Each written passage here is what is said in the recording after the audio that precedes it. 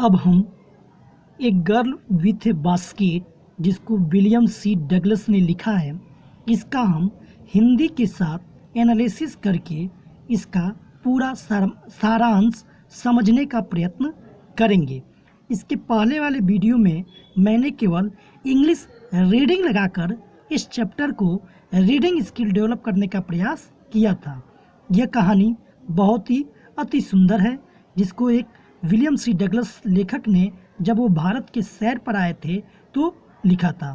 तो चलिए इसका हम हिंदी एनालिसिस के साथ अध्ययन करते हैं।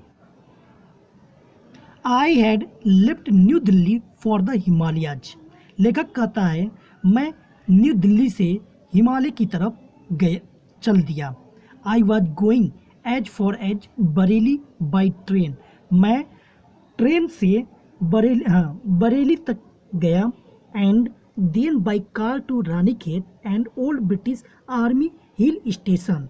और बाद में मैं कार से रानीखेत पहुंचा, जो कि old British army hill station, जो अंग्रेजों की एक आर्मी का स्टेशन था, located on a 6000 foot range opposite of 120 मील stretch of snow capped Himalayas, जो हिमालय बर्फ से ढके हुए हिमालय से 120 मील के विपरीत जमीन से लगभग 6000 फुट की ऊंचाई पर स्थित था। The train was slow. मेरी ट्रेन बहुत धीमी थी।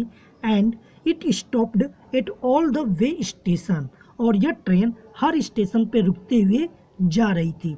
एट एवरी स्टॉप, जो ही यह रुकती थी, I swung open the door of my compartment. मैं अपने कंपार्टमेंट का दरवाज़ा खोल देता एंड वॉक द प्लेटफॉर्म, और प्लेटफॉर्म पे टहलने लगता। The platform were packed with people. Platform जो था लोगों से भरा हुआ था।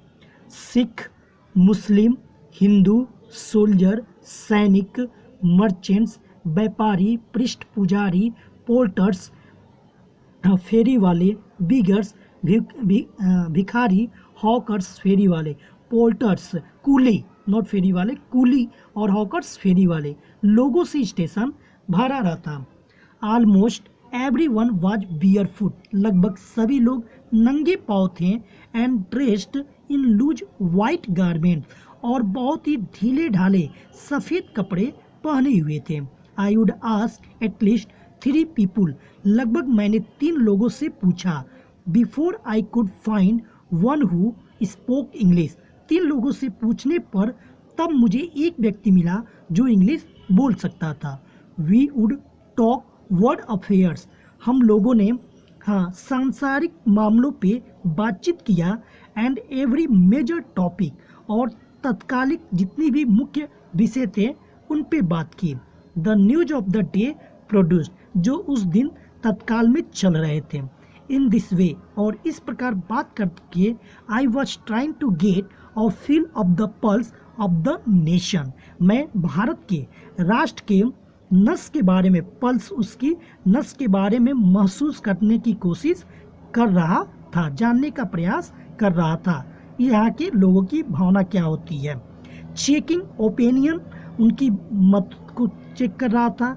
Against official attitudes and report, कि यहाँ के सरकारी काम काजों के बारे में और यहाँ की सूचनाओं के बारे में लोग क्या सोचते हैं। द रूट ले through one of the richest of India's agriculture area. जो मेरी ट्रेन का रास्ता था वह भारत के समृद्ध खेती वाले रास्तों से होकर गुजरता था। This was the plain of the upper Ganga river. यह समतल गंगा रिवर की समतल भूमि थी। 1000 feet above sea level but tropical, जो समुद्र के लेवल से लगभग 1000 फीट ऊंची थी, और एंड बट ट्रॉपिकल, लेकिन गर्म थी। The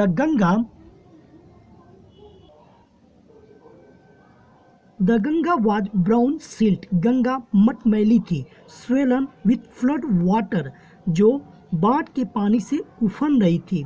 it's overflow inundating thousands of एकड़ ऑफ राइस, जो राइस के हजारों एकड़ की भूमि को ढक ली थी ओवरफ्लो होने की वजह से।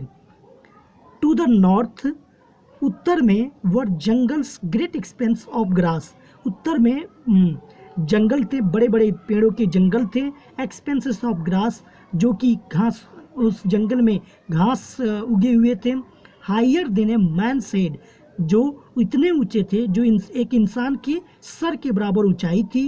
And unbroken except for an occasional clump of trees, और लगभग पेड़ों का बहुत सारा झुंड था। जो ये पेड़, जो जंगल थे, द होम ऑफ टाइगर्स, यहाँ पे शेरों के घर थे, एलिफेंट्स हाथियों के, पैथॉन्स अजगर के, एंड कोबराज और काले नागों के घर थे। Everywhere else there was flat land running to the horizon, लगभग हर जगह देखने पर समतल भूमि दिखाई दे रही थी, जो होरिजन, जो एक क्षितिज तक फैली हुई थी। But dotted here and there by the sacred banyan tree, लेकिन मैंने ध्यान दिया कि कहीं कहीं पवित्र बरगद के वृक्ष भी थे, और by rows of pakad tree, या पाकड़ पेड़ के कालम भी थे, पंक्ति भी थी। शेप्ड लाइक इल्म, जो इल्म वृक्ष की तरह दिख रहे थे। And having thick twisted trunk, और उनकी मोटी घुमावदार लताएं भी थी। हॉट ह्यूमिड एयर, नर्म और गर्म हवा, was moving in from the south west, यानी कि दक्षिण और पश्चिम दिशा से बह रही थी। Monkeys, some of them mothers, इनमें कुछ बंदर जो कि माताएं थीं, विथ बेबीज, अपने बच्चों को क्लिंगिंग टू देम, अपने से चिपकाए हुए थी। एंड रीडिंग अंडरनीथ, और इसके नीचे कूद रही थी। Swing of trees at the station, station पे इधर से उधर उछल कूद कर रही थी। लुकिंग फॉर फूड, भोजन की तलाश में।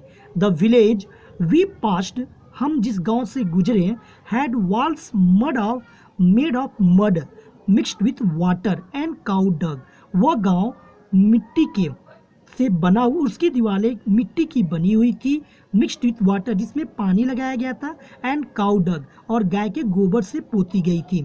देयर पिक्ड रूफ, उनकी छतें जो थी नुकीली थी, वर थैचेड, और छप्पर छाए गए थे। बंडल्स ऑफ ग्रास, घास के तिनकों से बांधे गए थे छप्पर को।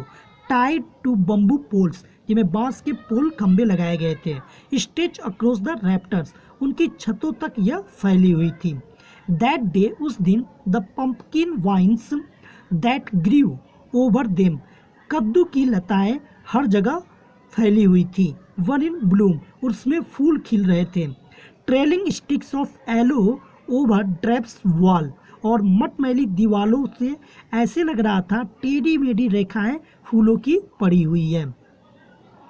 एट वन स्टेशन, एक स्टेशन पर, my routine of talking with the people was interrupted, लोगों से बात करने का मेरा जो तरीका था, रूटिंग था, वाज इंटरप्टेड, वो बाधित होता है।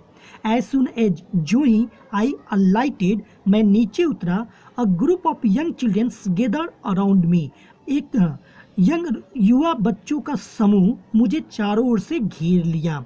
दे वर सेलिंग बास्केट, वे अपनी टुकड़ियाँ बेच रहे थे। हैंड उवेन रेड बास्केट, हाथ से बनी हुई उनकी टुकड़ियाँ थीं। रेड बास्केट, सरकंडों की टुकड़ियाँ थीं, with simple designs and pattern, जिसमें बहुत ही साधारण डिजाइन थे और पैटर्न था। They held the basket high, वे टोकरी को ऊपर उठाए हुए थे। शॉटिंग वर्ड, जोर से चिल्ला रहे थे। आई डिड नॉट नो, मैं नहीं जानता, बट कन्वेइंग अनमिस्टेकेबली देयर डिजायर, मुझे उनकी बातें तो समझ में नहीं आ रही थी, लेकिन निश्चित रूप से मैं उनकी इच्छा समझ चुका था। These were refugee children, ये शरणार्थी बच्चे थे।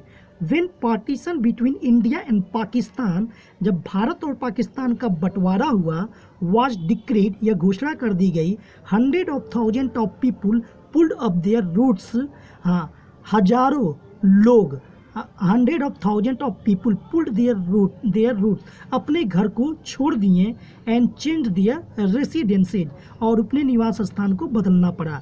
9 million people left Pakistan, 90 lakh लोगों को पाकिस्तान छोड़ना पड़ा एंड केम टू इंडिया, और वे भारत आए, driven by the fear of religious fanaticism, धार्मिक उन्माद के डर के कारण। They were poor people to start with, जब वे पाकिस्तान से चले थे तो वे गरीब लोग ही थे।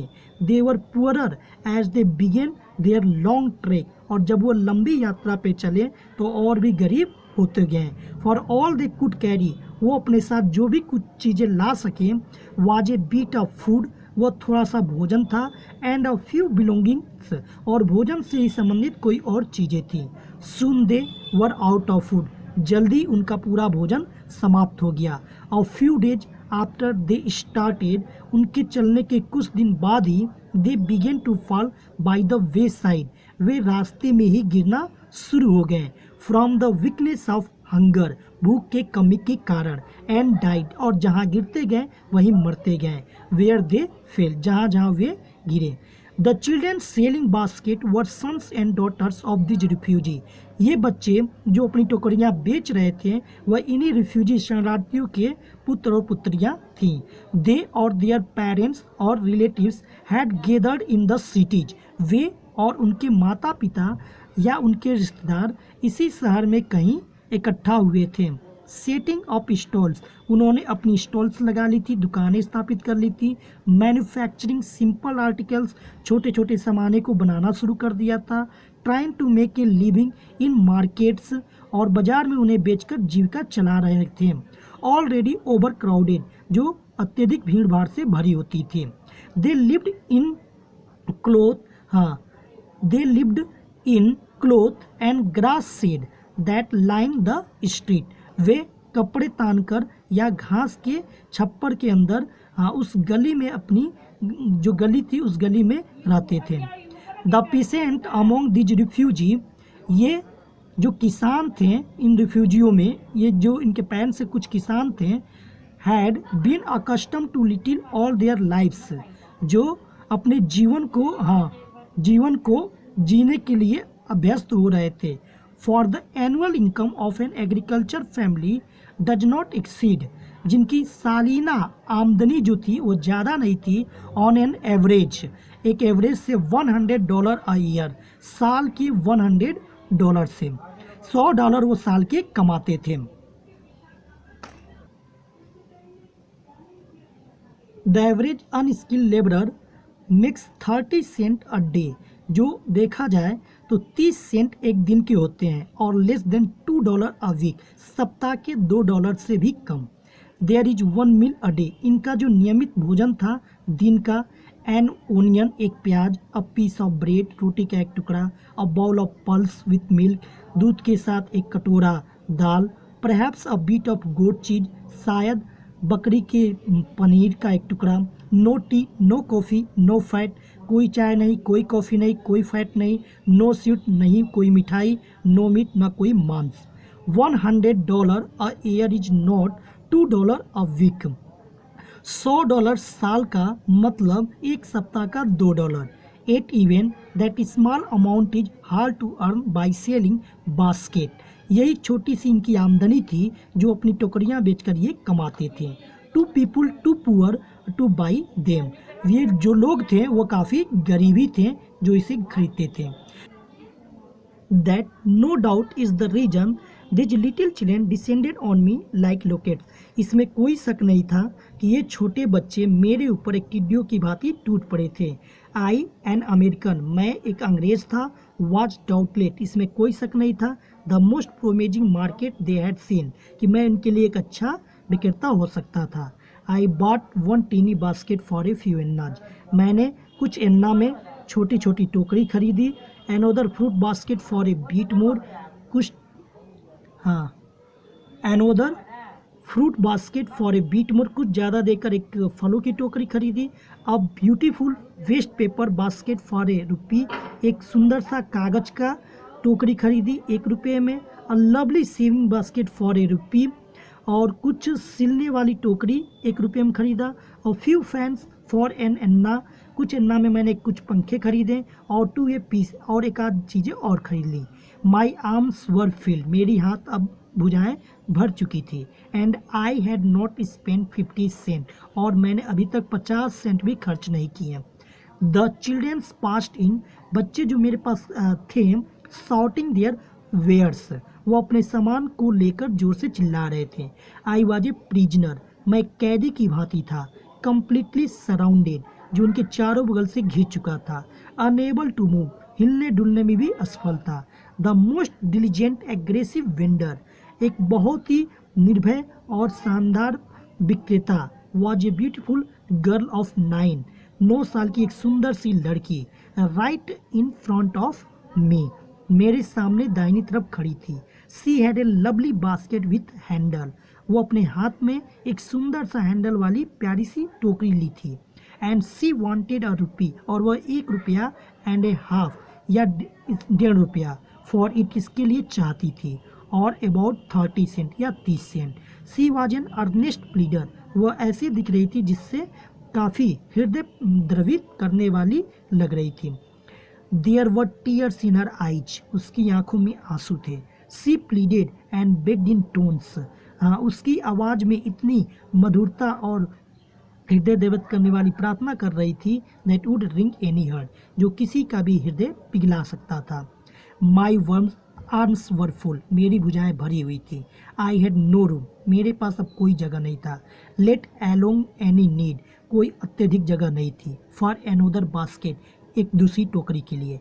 बैलेंसिंग माई बास्केट, मैंने अपनी ली हुई टोकरियों का बैलेंस बनाया, संतुलन बनाया। And fans on my left arm, उसके बाएं हाथों में लिया। I reached into my right coat pocket, मैं और उसको दाहिने कोट के पॉकेट में अपनी हाथ डाला। And got a handful of change, एक मुट्ठी सिक्का फुटकर निकाला। परहैप्स 15 सेंट इन ऑल, शायद ये सारे पैसे 50 सेंट थे। विच आई डिपोजिटेड इन द बास्केट, और मैंने इन पैसों को उस लड़की की टोकरी में जमा कर दिया। That the young girl held imploringly before me, जो मेरे सामने विनती करते हुए खड़ी थी। आई ट्राइड टू एक्सप्लेन, मैंने उससे यह कहने का प्रयास किया, दैट कि I could not by the basket, कि मैं उसकी टोकरी नहीं खरीद सकता।